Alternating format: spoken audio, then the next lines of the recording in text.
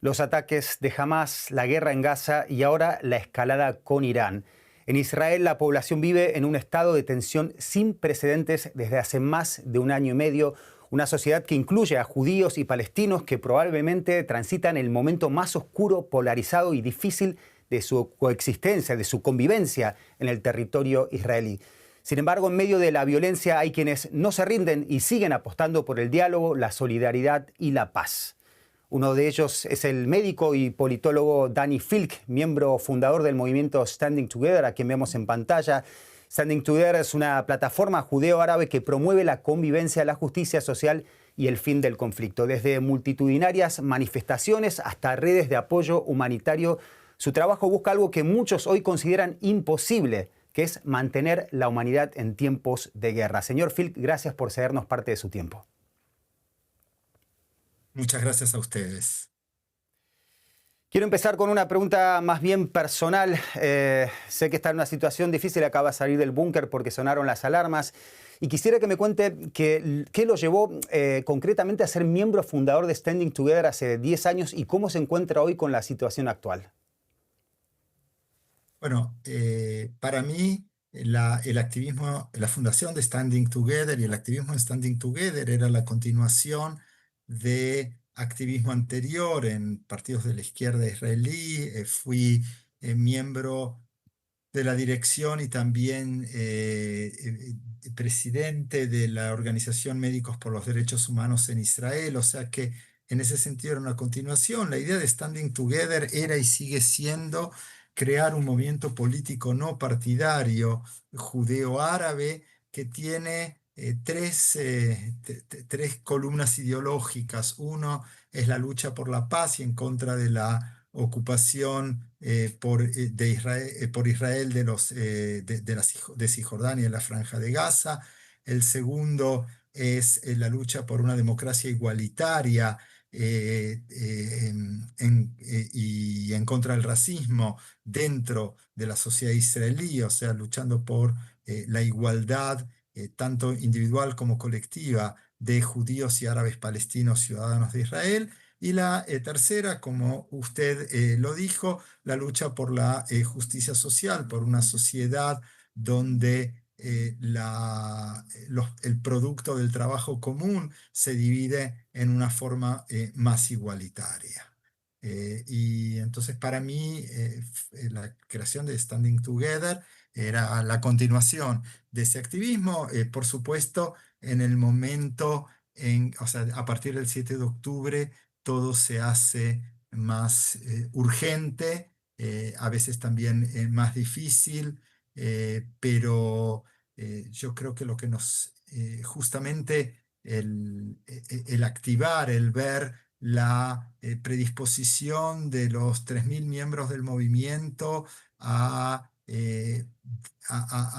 manifestarse en contra de la guerra semana tras semana, a hacer actividades como la Guardia Humanitaria que trabaja para garantizar, para impedir que sectores de ultraderecha saboteen la entrada de productos, de alimentos a la Franja de Gaza, la creación de trabajo solidario, por ejemplo, tanto después del 7 de octubre como ahora a partir de la escalada con Irán, el trabajo solidario desde limpiar refugios a trabajar para proveer de refugios a las aldeas beduinas no reconocidas por el Estado y que no tienen forma de protegerse. Todas esas son formas concretas de llevar a cabo los objetivos del movimiento, y de alguna manera el hecho de saber que uno está haciendo todo lo posible en contra de este gobierno nefasto que tenemos, cuyas políticas han sido las que han llevado al 7 de octubre por las políticas de no de debilitar a la autoridad palestina, de permitir el financiamiento de Hamás, y a partir del 7 de octubre una política de guerra total que no está dispuesta a ningún tipo de acuerdo que permita el cese de la guerra y la vuelta de los secuestrados. Eh, lo decíamos antes, probablemente, y no me equivoque cuando digo que es un momento del más complicado de la relación entre judíos y palestinos en suelo israelí. ¿Cómo describiría la convivencia antes del 7 de octubre y cómo es ahora? Eh, La convivencia siempre ha estado asignada por el hecho de que en la estructura del Estado es una estructura que discrimina a los árabes palestinos ciudadanos de Israel. O sea, por un lado hay igualdad jurídica, igualdad de derechos políticos, pero hay discriminación estructural, exclusión y eso se ha acentuado a partir del 7 de octubre. Yo creo que o sea, se ha acentuado mucho es que los sentimientos que guían a ambas comunidades se han alejado como no han estado alejados nunca. Y además la represión del gobierno hacia expresiones políticas de ciudadanos árabes palestinos ha crecido, y no me refiero a casos de quienes se han identificado con Hamás luego del 7 de octubre, pero son una ínfima minoría. Mucha de la represión es para evitar expresiones políticas. Cuando usted habla de ese racismo y de esa discriminación estructural, si no me equivoco, dijo, ¿qué piensa cuando ONGs y organismos internacionales hablan de apartheid en Israel? ¿Está de acuerdo? O sea, se puede usar el término apartheid para la situación de los palestinos en los territorios ocupados. Yo creo que no, o sea, no describe la situación de los palestinos que son ciudadanos israelíes. O sea, son discriminados, pero la situación, o sea, la situación de los palestinos ciudadanos israelíes no corresponde a la situación de los de la población negra en Sudáfrica del apartheid. No toda discriminación es apartheid. De hecho, los afroamericanos son discriminados en Estados Unidos y no se habla de apartheid. Por eso yo creo que hay que diferenciar cuál es la situación de los palestinos en los territorios ocupados, ni que hablar en Gaza ahora, pero también en la Cisjordania, de la situación de los árabes palestinos. Son distintos niveles de discriminación y de limitación de derechos. Pero, por ejemplo, lo que se observó desde el comienzo de la escalada con Irán es que hay muy pocos refugios en las ciudades y pueblos árabes de Israel. Un ejemplo concreto es el de la ciudad de Tamra, al norte del país, en donde viven 37.000 personas y no hay un solo refugio, que es una ciudad que fue alcanzada por un misil iraní matando a 4 personas, todos ellos palestinos. ¿Cree que en Israel, en ese sentido, se protege a toda la población civil por igual? No, desde ya que no. Eso es parte de la discriminación, pero lamentablemente también faltan refugios en muchas ciudades judías, y de hecho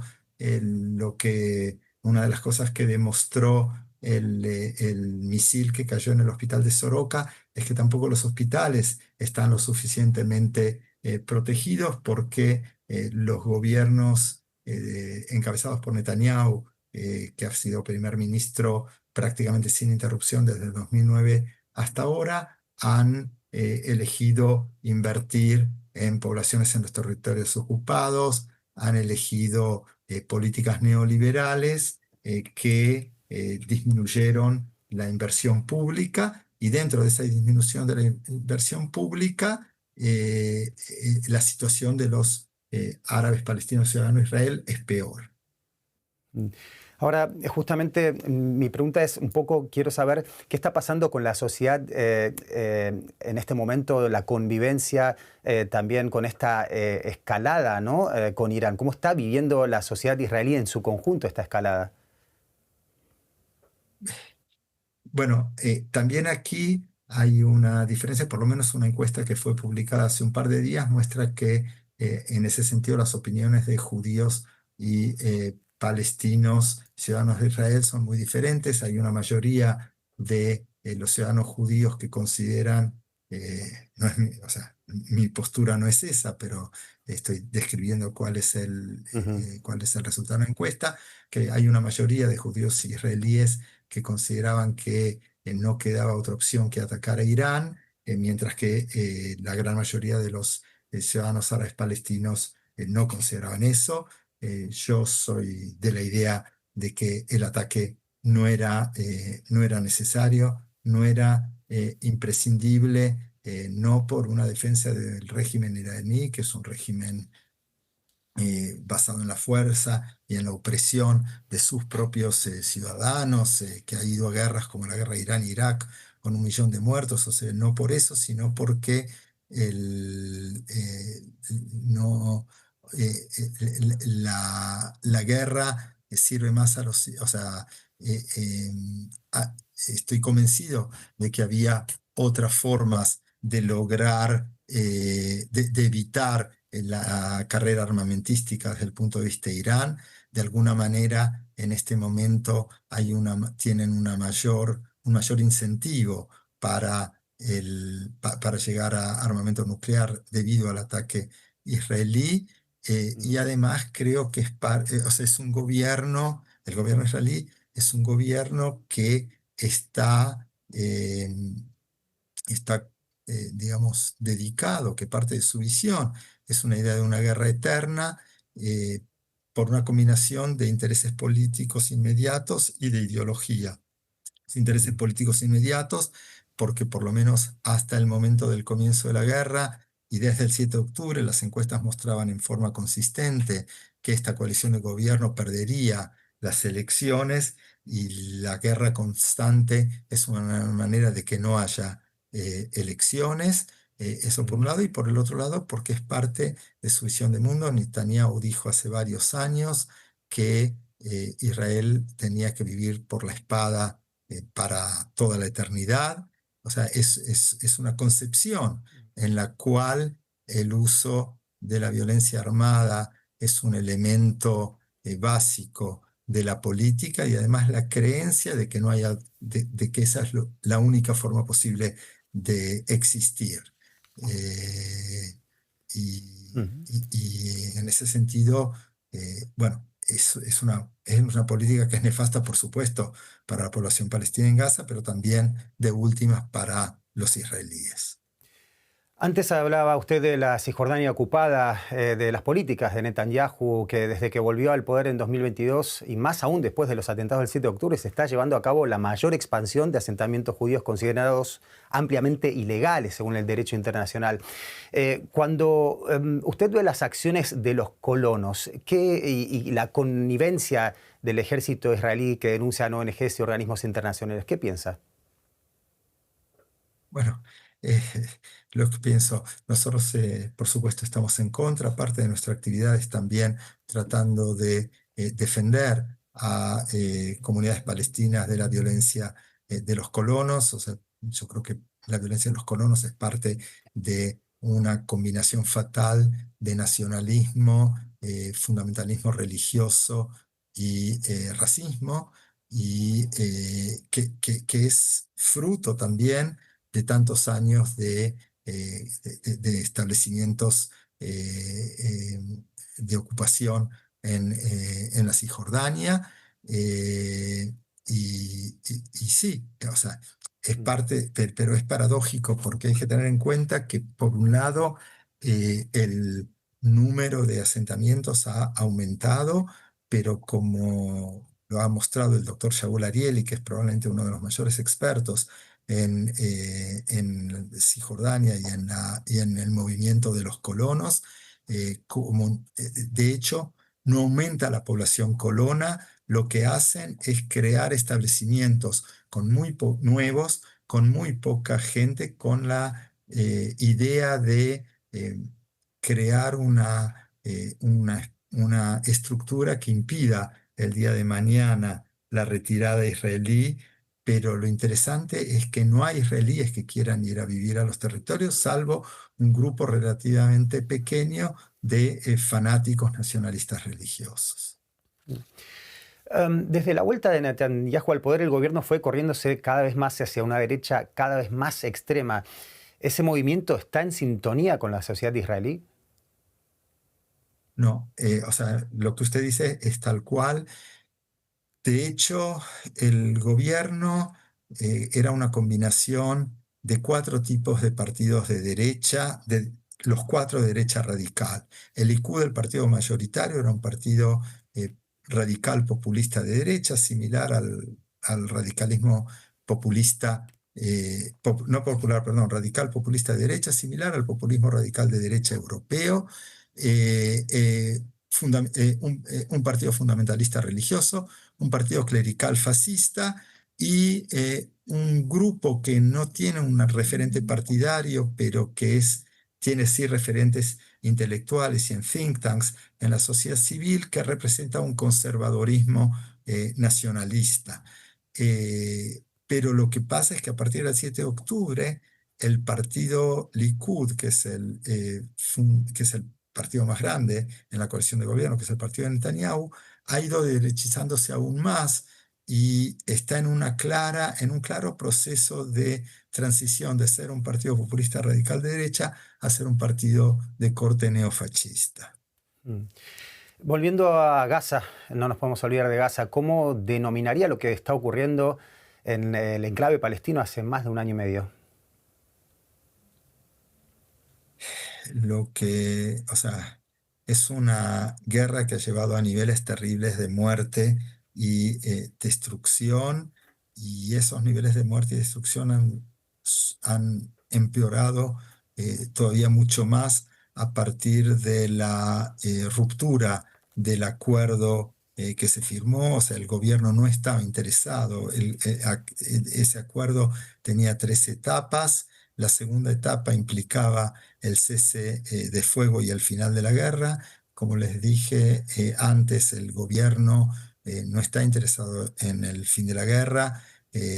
Por un lado está interesado en una guerra eh, constante y por otro lado está interesado en la limpieza étnica de la Franja de Gaza para permitir, por lo menos lo dicen, o sea, no es un análisis mío, ¿sí?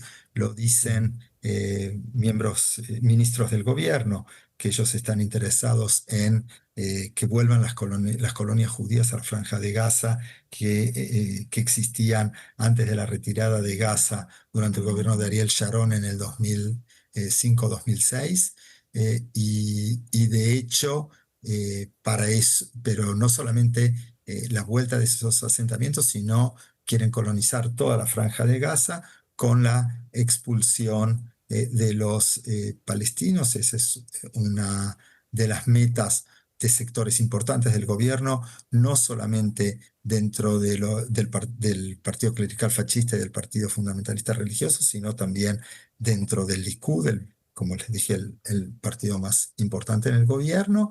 Y bueno, desde ese momento y para poder cumplir esa meta, el nivel de violencia y el nivel de hambreamiento de la población gazatí ha aumentado terriblemente.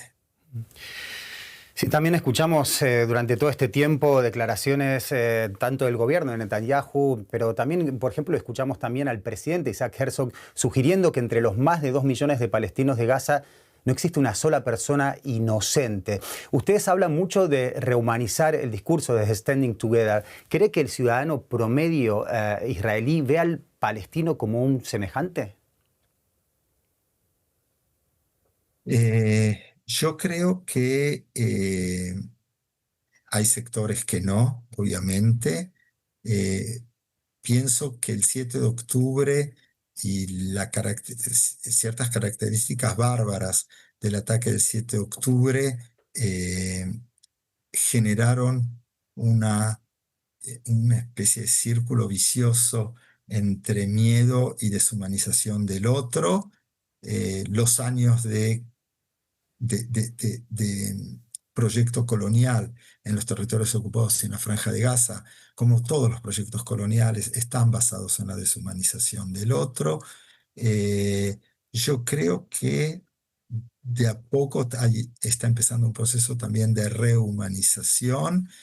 Todavía no alcanza, por supuesto, toda la población israelí, pero yo creo que en este momento, y por lo menos por los que muestran las encuestas, porcentajes más grandes de la sociedad israelí están siendo parte de ese proceso de rehumanización del otro. Todavía estamos muy lejos de lo que del lugar al que tendríamos que llegar.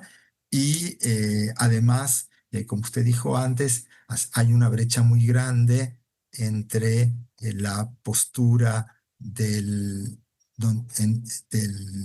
sectores amplios de la población israelí y la postura del gobierno que es realmente de un racismo insoportable. Sé que tiene muy poco tiempo, nosotros también. Le quiero hacer brevemente dos preguntas, si puede ser breve para contestármelas. ¿Cree que se puede llegar a una solución pacífica con Netanyahu y sus ministros de extrema derecha en Israel?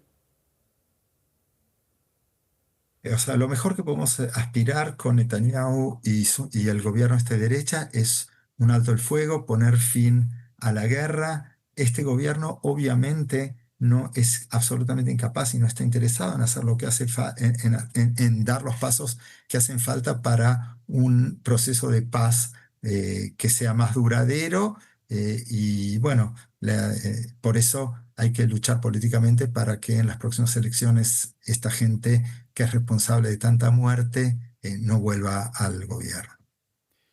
Y por último, ¿qué mensaje le gustaría dejar para quienes no creen ya en la paz?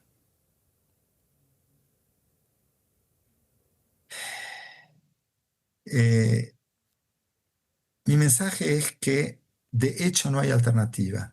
Hay en esta zona, que es bastante pequeña, 7 millones de judíos, 7 millones de palestinos. La gran mayoría de los 7 millones de palestinos y la gran mayoría de los 7 millones de judíos no nos vamos a ir a ningún lugar. Y entonces la única alternativa es la paz. La única pregunta es cuánto va a tardar en llegar. Danny Filk, médico, politólogo, miembro del movimiento Standing Together y sobre todo un hombre que lucha por la paz. Ese es mi mayor deseo para usted, que la consigan por el bien de la humanidad. Un abrazo aquí desde Berlín y ojalá sea hasta una nueva ocasión. Muchísimas gracias.